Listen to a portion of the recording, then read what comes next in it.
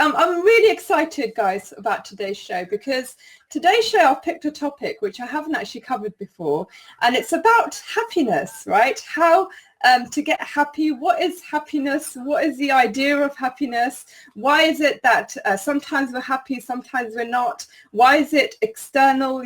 Why is it based on situations, circumstances? Is there another way of actually being happy consistently? This is what I want to touch on today. So we'll be covering this topic in a lot of detail.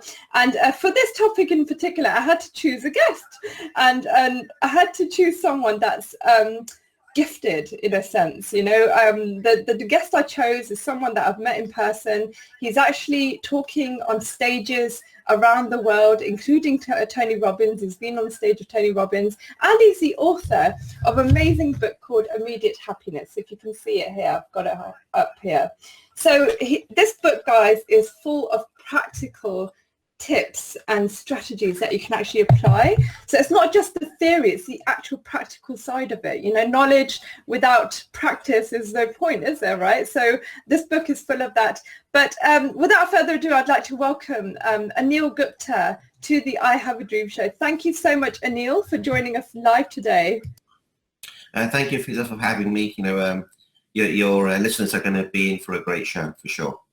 I know, because just yesterday you've been talking to tens of thousands of people, right, in an event. Well, wow! I mean, I'm surprised you've still got your voice.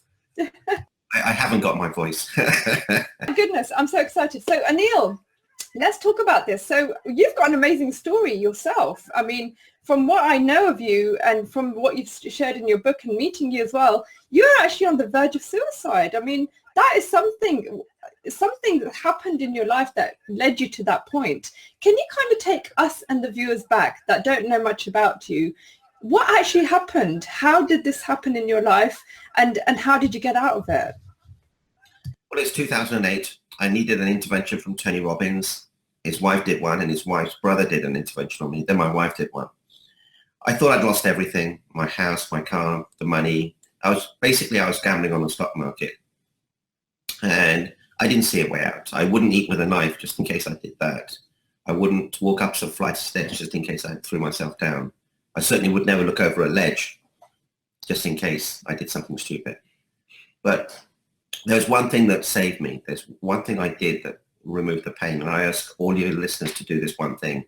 In the moment you give, the pain disappears. And you have to give unconditionally. So giving is a muscle. As you develop this muscle, it gets easier and easier and easier. Excellent. So, I mean, this point that you're at, ANIL, your wife said something very interesting to you, didn't she? That kind of opened up this kind of awareness in your life. Can you share with us what your wife said to you? Because that was quite impactful at that moment. Yeah, she said, honey, you made one big mistake. Excuse me.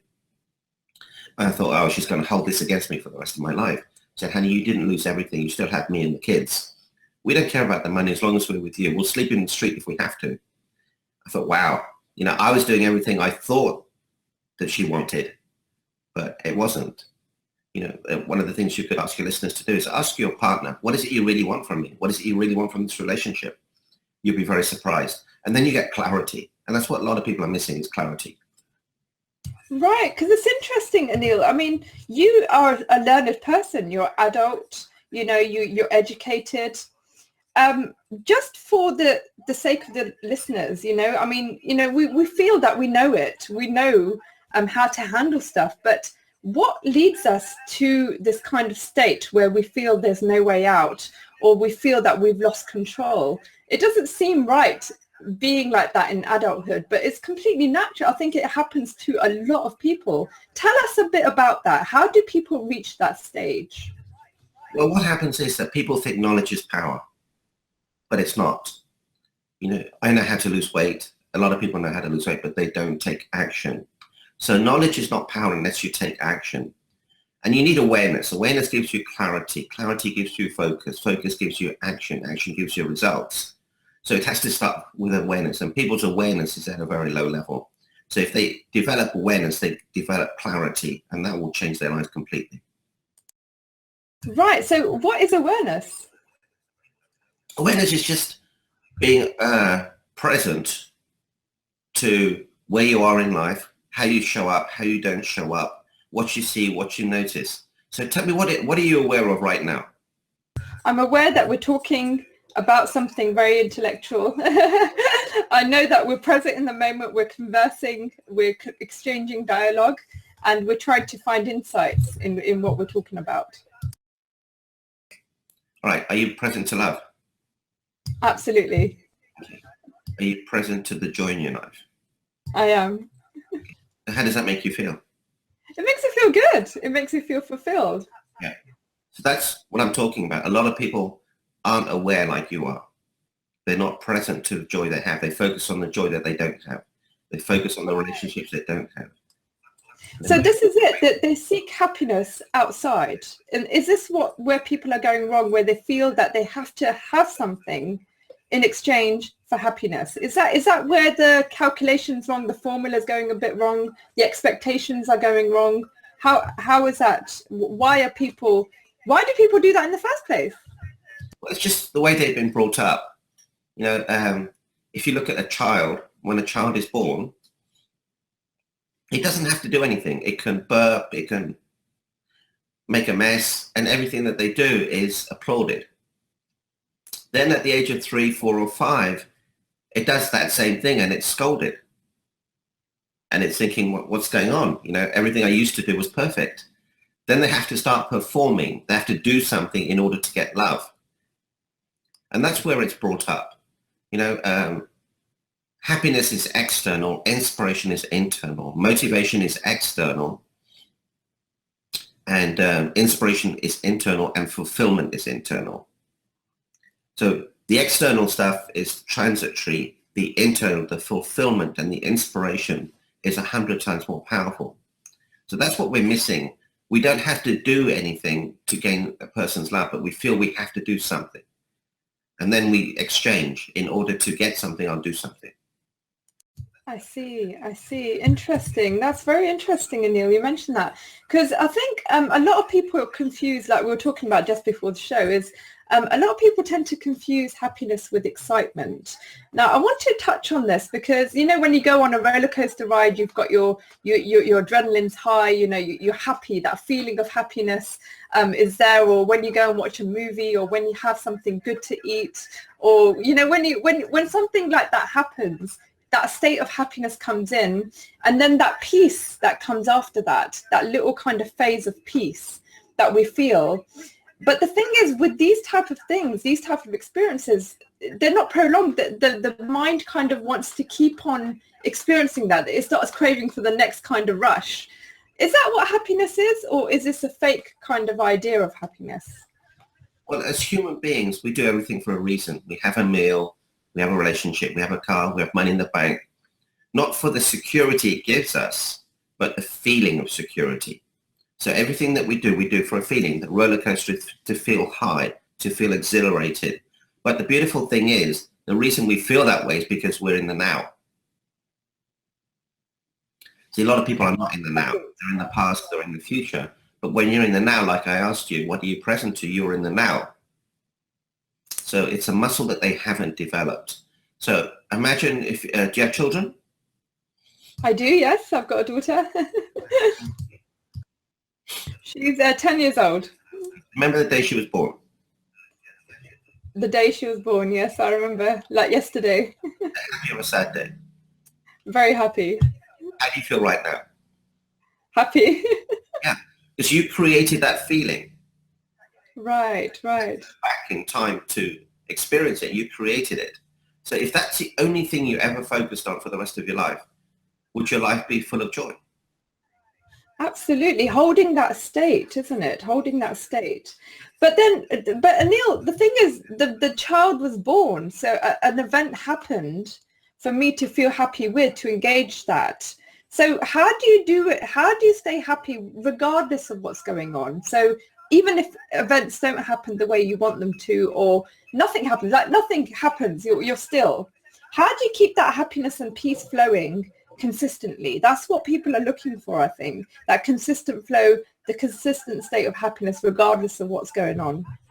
Yeah, and the thing is, it's awareness and it's a muscle. And You know, if I teach you this happiness formula, if you do these 3 Gs, you can reach that level of attainment very quickly. So may I share that with you? You can, guys. This topic was sharing how to become happy in minutes. So Anil's just about to share some tips with us right now live on how to actually apply that. So go ahead, Anil. Okay. So I've got a formula H equals G cubed. So happiness stroke fulfillment equals G cubed. The first G is you have to give. Give your time, your energy, your love, your commitment, your joy, your gift, your money. Give it away without wanting anything in return. Okay. The second G is you have to be grateful. Be grateful for what you have and don't focus on what you don't have.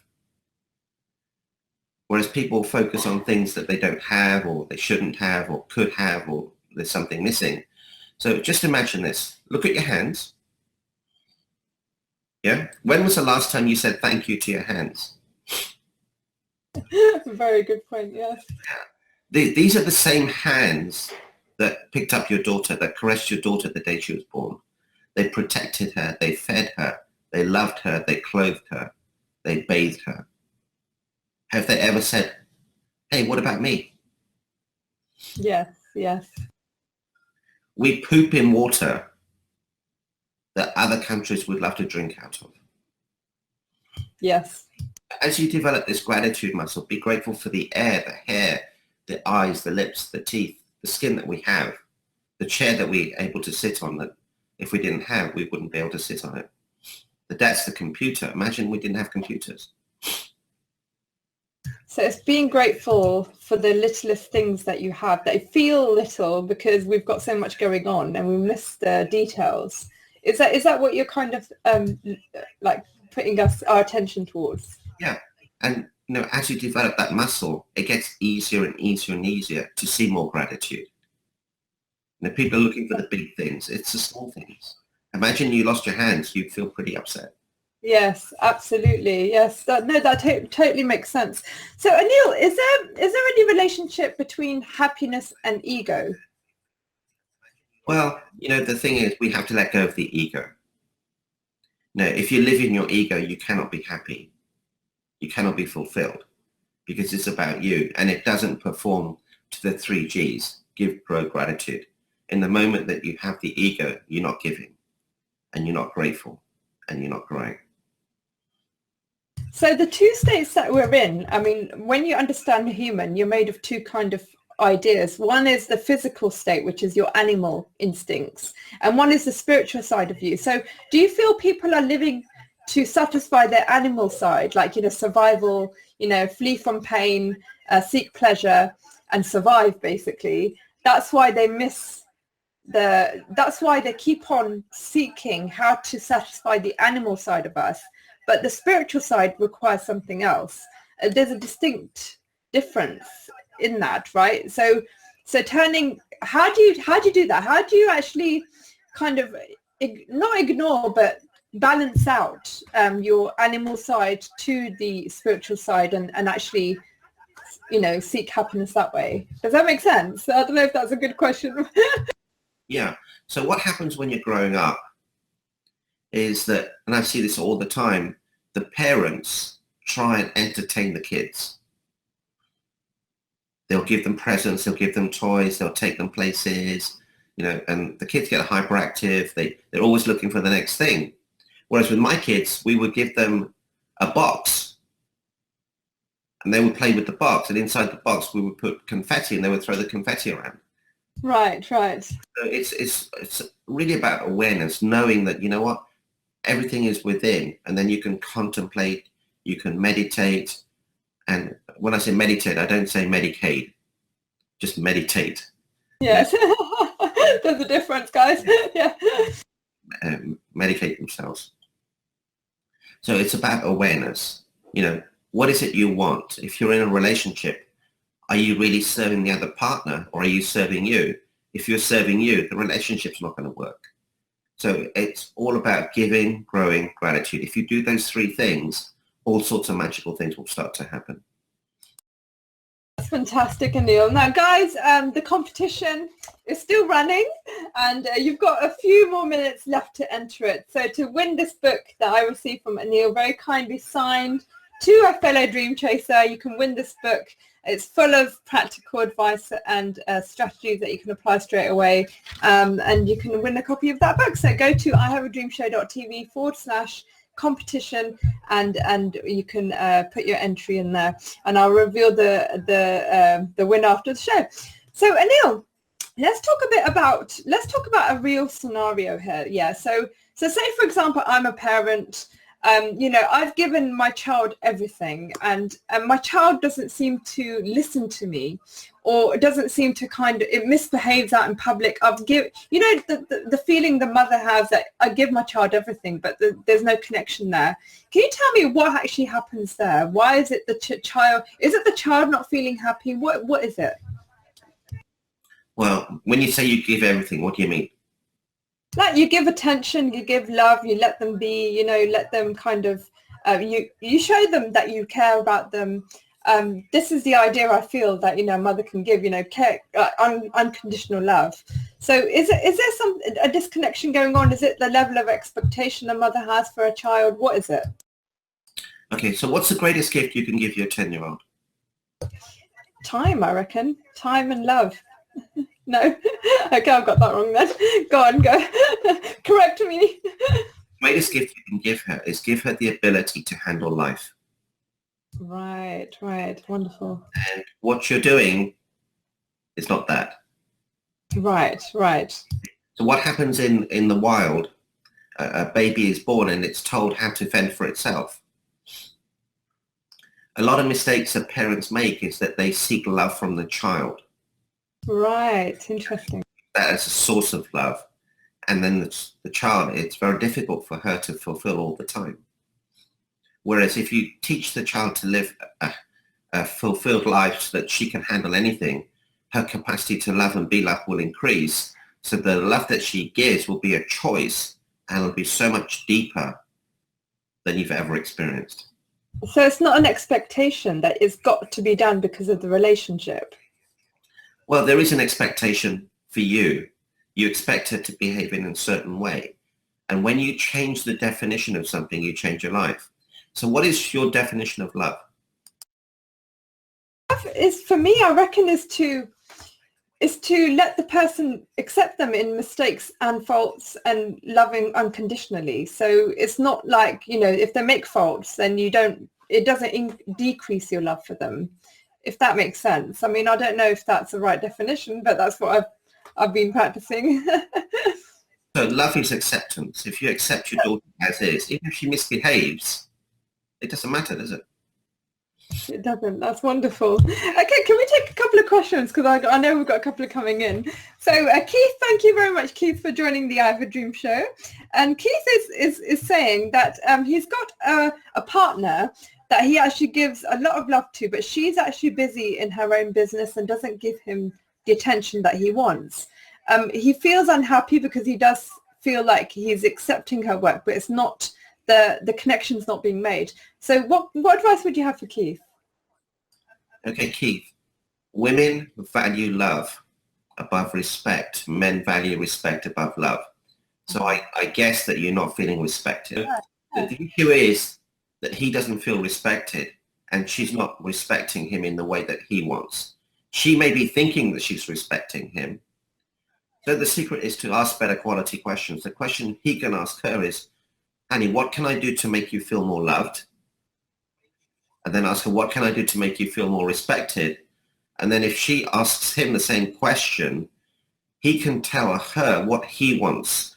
Now, for me, to feel respected, I just want this thing off my wife. I want her to pat me on the back and say, good job, I'm proud of you. I want her to say, I respect you.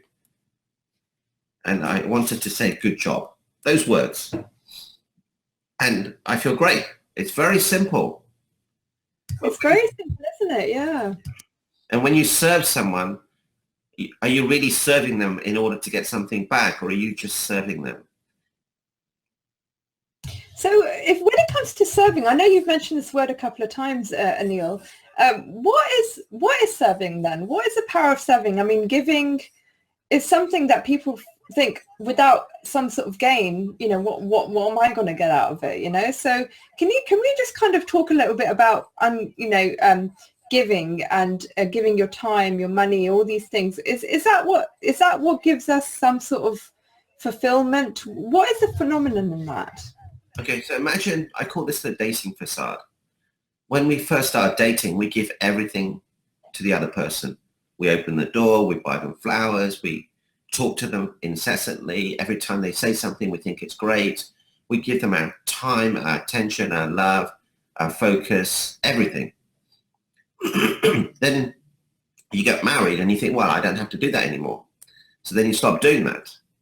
And then she feels, oh, hang on a minute. The man I married used to do X, Y, Z for me. And the man says, well, the woman I married used to do A, B, C for me. And then you become comfortable. And then all of a sudden you think, wow, you know, this isn't what I want, because you've stopped serving the other person. So if you make your partner your number one priority, they will never, ever leave you, ever. That's fantastic, because usually I think when it comes to dating, you're like acting, aren't you? It's a false kind of reality. But when you get comfortable, you're right. Your habits come out, who you really are in your own time. And then the other person kind of sees that and think, oh, this is not what I saw before. So, yeah, no, I like the way that you've explained that. So, I mean, Anil, so, I mean, when it comes to, you know, when deep, like, hurt, you know, from your past, does that stop you from being happy in the future? I mean, like, say, for example, your father left, or, you know, your mother, you've seen your parents fight, or, you know, they were alcoholics, or anything like that, that's impacted your growth. How do you let go of that? How do you recognize that this is a problem in the first place that's holding you back? And how do you actually release that pain?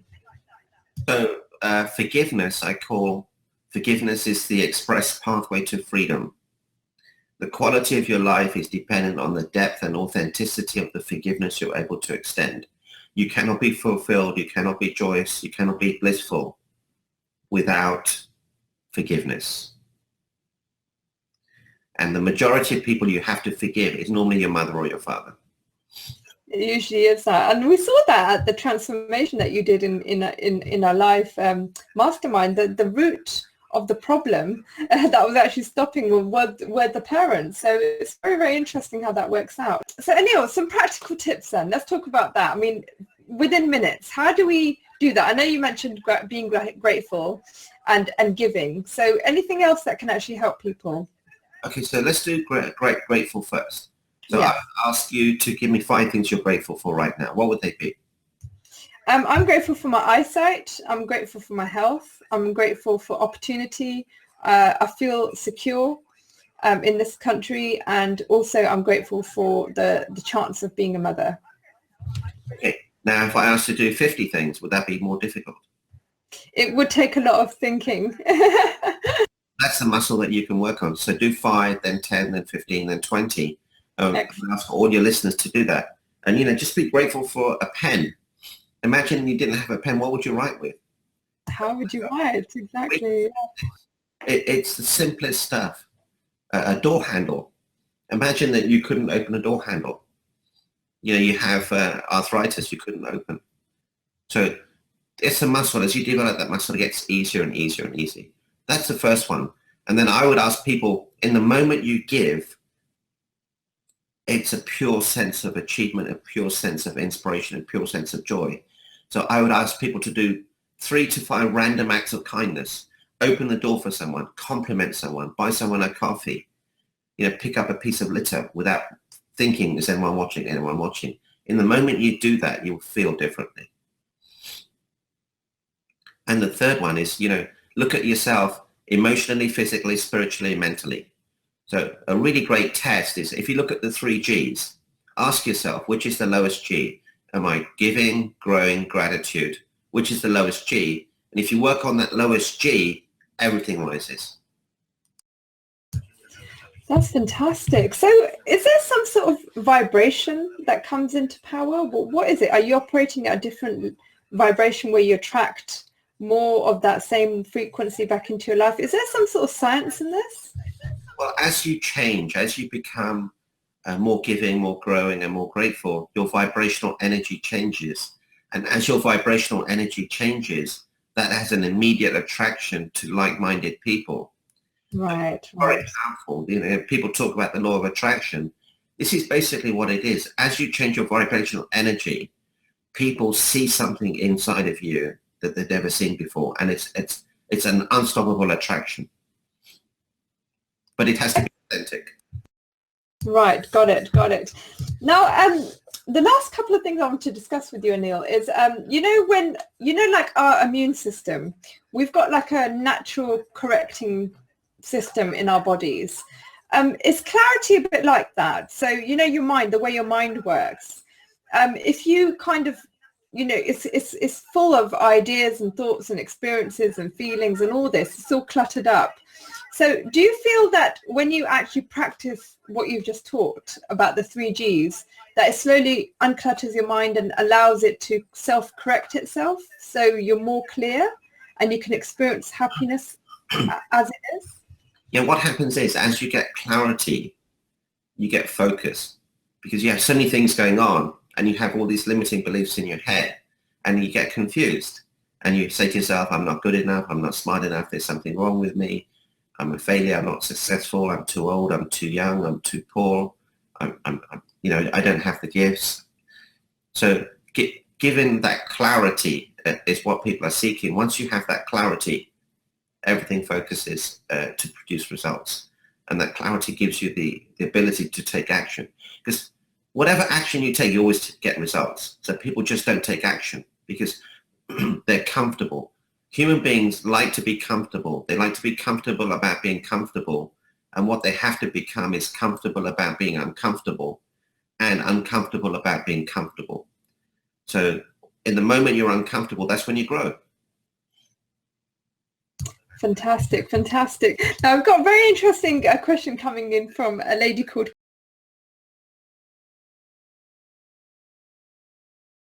She's got an interesting question. She says that I'm from a black background, okay, and the area that I live in is mostly white. I try to smile at everybody, but sometimes I get an odd remark against me or my children. Why is this happening in my life when I feel that I'm very pleasant, but is it something that I'm doing wrong? It does affect me and my children. How do we change this? Okay, this is very easy. This lady's going to have an immense breakthrough right now. Okay? What other people think of you is none of your business. Why do you care? If you're smiling, it's about you. It doesn't matter about them. The thing is, you're looking for something in return. That's why you get upset. I see. If you smile and they don't smile, it's their problem. It's not your problem. And if they think you're not a nice person, it's their problem, not your problem. Why would you give them power over your life? I would smile even more. Excellent. I love that. So it is the ego, isn't it, ANIL? It's the ego interfering, isn't it, in the process? Well, it's the self. Woe is me. Why don't they like me? Is it because I'm black? Is it because I'm in a different neighborhood? You have to look at the thing is that you're much happier than them. And that may be something that they're not happy with. We don't know. But at the end of the day, it's you. If you take the power back into your life, you run the life that you want to run. And it's a happy life. Don't be a football of other people's opinions. That's fantastic. And that ANIL, I think, is against what we've been taught from the beginning. The training that we get always, you get a good job, you get your business, you do this, you do that to make other people happy. And it's always outside, always trying to seek security. It's security, trying to seek security from one thing to another and another. And then you just kind of forget that it's got nothing to do with anything outside. It's down to how you are happy within yourself. Self-love, what's that got to do with it? Well, self-love is a big thing. People think I'm not good enough, I'm not worthy. That worthiness comes from the fact that, you didn't get enough praise from your mother or your father. There's always one parent you wanted to please. You were waiting for those words saying, I'm proud of you. So the awareness will give you that situation where you can say, you know what, I am worthy. And a great way to do this is through affirmation. So every morning when you get up, do an affirmation, something like, I am worthy, I am strong, I am powerful, I'm here to make a difference. It's my life. I choose how I run it. I choose how I live it. I'm a person that cares. I'm a person that is powerful. I'm a person that has a great heart. I am strong. I am powerful. I'm a lean, mean, loving machine. If you say that as a ritual every morning and every lunchtime and every meal and at the end of every day, how powerful would your life be? Because we're so used to putting negative affirmations into our head. That's fantastic. And Anil, last question for you. It's been incredible having you so far, but my goodness, a lot of religions around the world have got a belief in a higher power, you know, like a god or some sort of form of, you know, creator or, you know, something up there. And they feel that if they put their energy towards making your creator happy or your god happy, this can actually help you relieve a lot of stress in life when it comes to making people happy. Is there any truth in that? Is there any truth in kind of believing that there is a higher power above you that's actually watching over everything? And, you know, what's the actual truth in that? There's only one truth, and the truth is you have to remove the ego. In the moment that you serve, in the moment that you give, in the moment that you grow, that's where you come up as the highest self. You have to remove the ego. You have to focus on giving, growing, gratitude. In the moment you do that, you experience pure joy. Fantastic. Thank you so much, Anil. Guys, thank you so much for tuning in. I'm sorry I haven't been able to take all the questions, but I know Anil's very, very tired from speaking last night as well, so I'll let him go. But Anil, any final words for the audience? I mean, we've got dream chasers here that are actually, you know, seeking, they've made their choice in life to achieve, you know, to progress, to thrive. And just I know they've picked up a lot of things on the show so far, but any final words that can actually create one huge change right now for them? Yeah, sure. So, you know, if you change the definition of something, you change your life. So we change the definition of love equals acceptance, but also change success. What does success mean? It's not having an X amount of money in the bank, because that will always be non-attainable, or when you get to that level, you'll want something more. But change the definition here for success. Success equals making progress.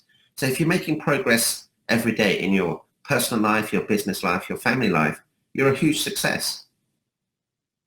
That's fantastic. Guys, thank you so much. That's amazing. And Anil, if anyone wants to connect with you, how can they do that? If you offer like one-to-one sessions, or I know they can get this copy of the book.